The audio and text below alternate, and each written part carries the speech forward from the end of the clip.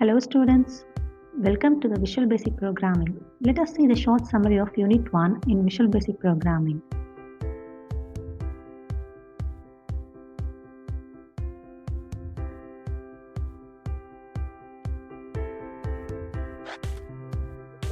There are 5 main topics we are going to cover. First one is the history of VB. Second one is the components of VB. Third one is the basic controls of VB. Fourth one is the data types in VB. Fifth one is the message boxes in VB. Let us see the history of Visual Basic. It was released in the year 1991. Actually, it's a user-friendly programming language.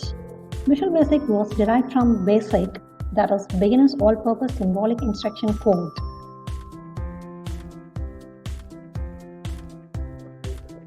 Now we are going to see about the components of VB.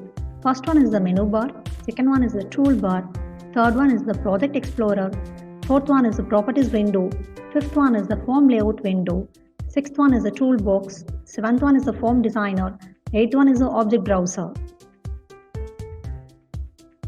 Let us see the basic controls of VB.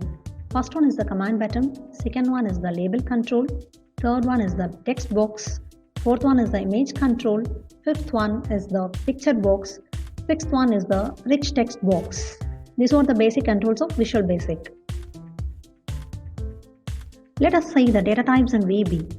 First one is the numeral, second one is the string, third one is the date type, fourth one is the boolean type, fifth one is the object type, sixth one is the variant type.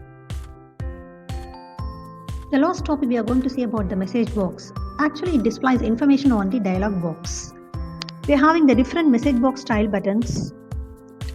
First one is the VB OK only button, then VB OK cancel button, then VB about retry ignore button, then VB yes no cancel button.